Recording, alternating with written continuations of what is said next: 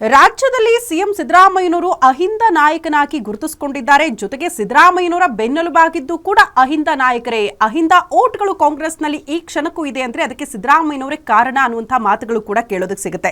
ಹಾಗಾಗಿ ಈಗ ಭಾಗ್ಯಗಳ ಸರದಾರ, ಅನ್ನದಾತ ಅಂತಾನೆ ಪ್ರಸಿದ್ಧಿ ಪಡೆದುಕೊಂಡಿರುವಂತಹ ಸಿದ್ದರಾಮಯ್ಯನವರು ಬಿಹಾರ ಚುನಾವಣಾ ಅಖಾಡಕ್ಕೆ ಅಧಿಕೃತವಾಗಿ ಎಂಟ್ರಿ ಹಾಕಿದ್ದಾರಂತೆ. ಹಾಗಾದ್ರೆ ಪ್ರಚಾರ ಕಾರ್ಯದಲ್ಲಿ ಯಾವ ರೀತಿ ಭಾಗಿಯಾಗ್ತಿದ್ದಾರೆ ಆ ಕುರಿತ ಒಂದು ಸ್ಪೆಷಲ್ ರಿಪೋರ್ಟ್ ಇದೆ, ಬನ್ನಿ ನೋಡ್ಕೊಂಡು ಬರೋಣ.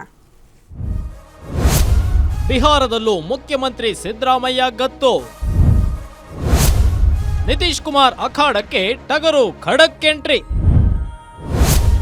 ಅಹಿಂದ ಮತ ಸೆಳೆಯಲು ರಾಹುಲ್ ಗಾಂಧಿ ಹೆಣೆದ್ರು ಸಿದ್ಧಾಸ್ತ್ರ.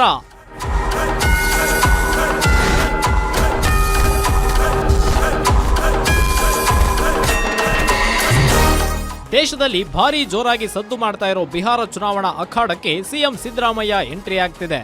ಬಿಹಾರದಲ್ಲಿರೋ ಅಹಿಂದ ಮತಗಳ ಮೇಲೆ ಕಾಂಗ್ರೆಸ್ ಕಣ್ಣಿಟ್ಟಿದೆ. ಹೀಗಾಗಿ ಅಹಿಂದ ನಾಯಕರೆಂದೇ ಪ್ರಸಿದ್ಧಿ ಪಡೆದಿರೋ ರಾಜ್ಯದ ಮುಖ್ಯಮಂತ್ರಿ ಸಿದ್ದರಾಮಯ್ಯರಿಗೆ ಹೈಕಮಾಂಡ್ ಮಣೆ ಹಾಕ್ತಿದೆ.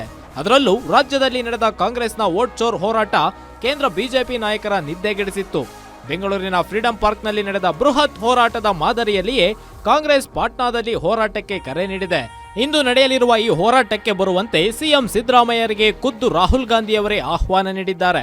ವೋಟ್ ಚೋರ್ ಪ್ರತಿಭಟನೆಯ ಮೂಲಕವೇ ನಿತೀಶ್ ಕುಮಾರ್ಗೆ ಟಕ್ಕರ್ ಕೊಡಲು ಹೈಕಮಾಂಡ್ ರಣತಂತ್ರ